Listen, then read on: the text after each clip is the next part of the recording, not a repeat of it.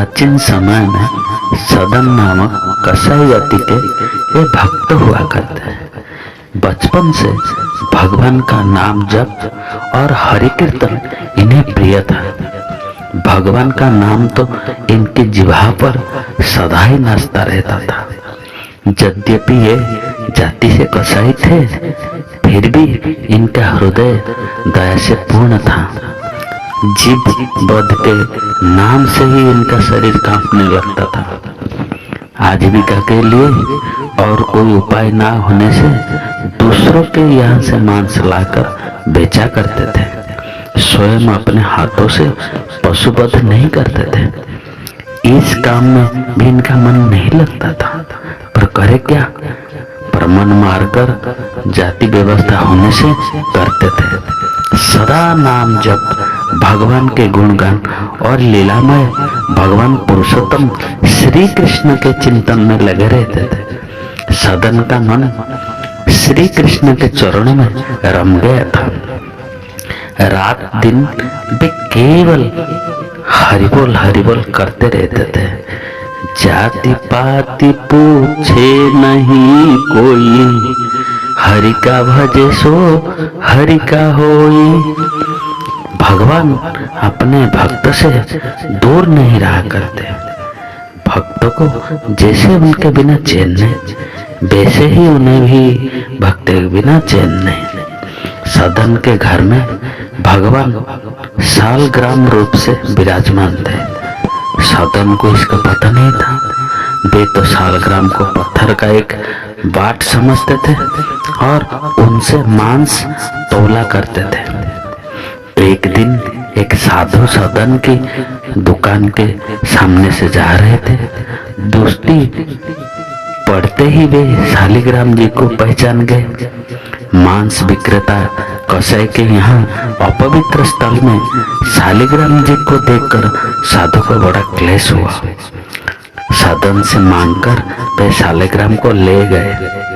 सदन ने भी प्रसन्नता पूर्वक साधु को अपना यह चमकीला बाट दे दिया ताकि साधु बाबा के मन में कोई कष्ट ना हो, इसलिए दे दिए। साधु बाबा कुटिया पर पहुंचे। उन्होंने विधि पूर्वक शालिग्राम को पूजा की, परंतु भगवान को ना तो पदार्थों की उपेक्षा है, ना मंत्र का विधि की। वे तो प्रेम के भूखे हैं, प्रेम से रिश्ते हैं।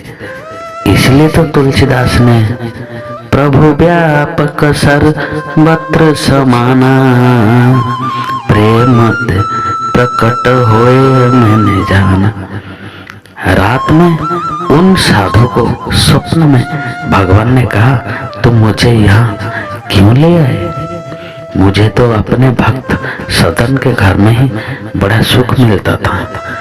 जब वह मांस तौलने के लिए मुझे उठाता था, तब उसके शीतल स्पर्श से मुझे अत्यंत आनंद मिलता था। जब वह ग्राहकों को बातें करता था, तब मुझे उसके शब्द बड़े मधुर श्रुत जान पड़ते थे। जब वह मेरा नाम लेकर कीर्तन करता, नाचने लगता, तब आनंद के मारे मेरा रोम रोम पुलकित हो जाता। तुम मुझे वहीं पहुंचा दो, मुझे सदन के बिना एक क्षण कल नहीं पड़ता। साधु महाराज जी जगे। उन्होंने शालिग्राम को उठाया और सदन के घर जाकर उसे दे आए। साथ ही उसको भगवत कृपा का महत्व भी बताए। सदन को जब पता लगा कि उनका यह बंटवार तो भगवान शालिग्राम है, तब उन्हें बड़ा पश्चाताप हुआ। वे मन ही मन कहने लगे, देखो मैं कितना बड़ा पापी हूँ। मैंने भगवान को निरादर पूर्वक अपवित्र मांस के तराजू का बाट बना रखा था। हे प्रभु, अब मुझे क्षमा करो। अब सदन को अपने व्यवसाय से घृणा हो गई।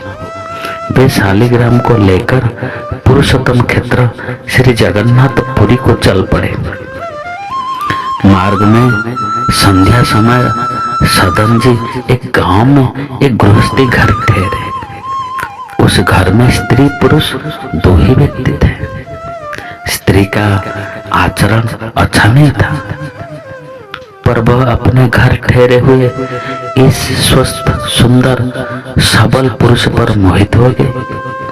आधी रात के समय सदन जी के पास आकर वह उनके अनेक प्रकार की आशिष्ट चेष्टाएं करने लगे। सदन जी तो भगवान के परम भक्त थे, उन पर काम की कोई चेष्टा सफल ना हुई।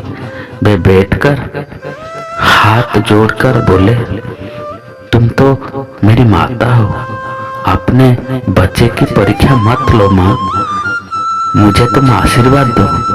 भगवान के सच्चे भक्त पर स्त्री को माता ही देखती है। स्त्री का मोह का रूप उनके भ्रम में नहीं डालता।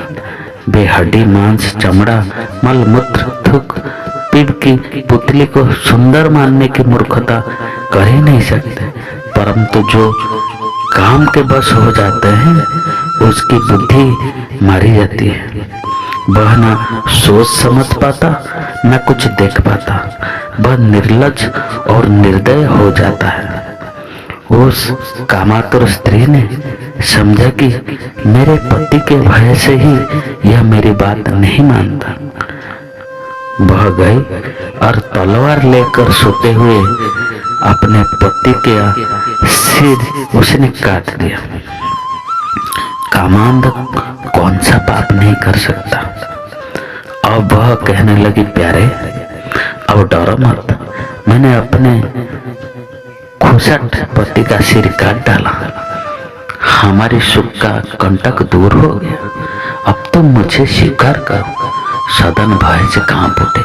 स्त्री ने अनुनय विनय करके जब देखा कि उसकी प्रार्थना स्वीकार नहीं हो सकती, तब द्वार पर आकर छाती पीट पीट कर रोने लगी।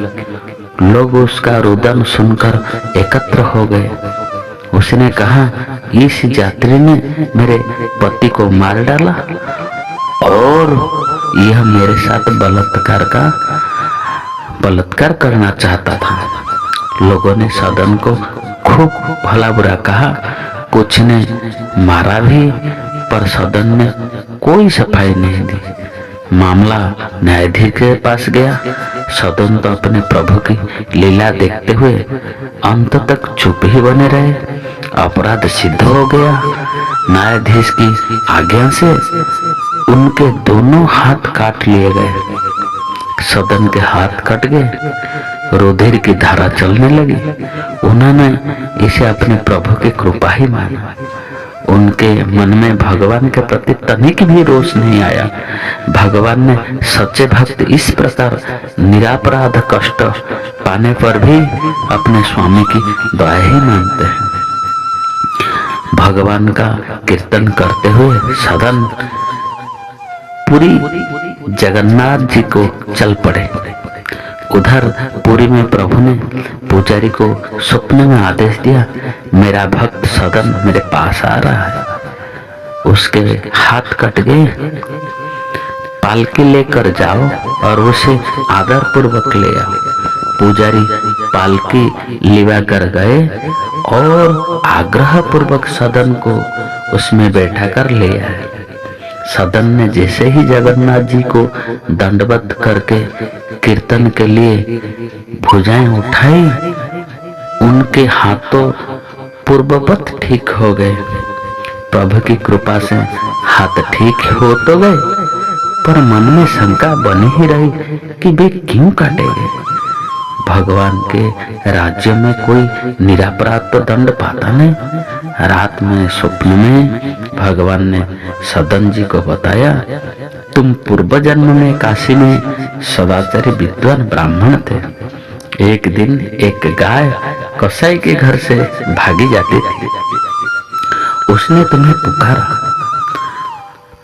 तुमने कसाई को जानते हुए भी गाय के गले में दोनों हाथ डालकर उसे भागने से रोक लिया। वही गाय वह स्त्री थी और कसाई उसका पति था। पूर्व जन्म का बदला लेने के लिए उसने उनका गला काटा। तुमने भयातुर गाय को दोनों हाथों से पकड़कर कसाई को सौंपा था। इस पाप से तुम्हारे हाथ कट गए, इस ढंग से तुम्हारे पाप का नाश हो गया। सदन को भगवान की असीम कृपा का परिचय पाया। वे भगवत प्रेम में विहोल हो गए।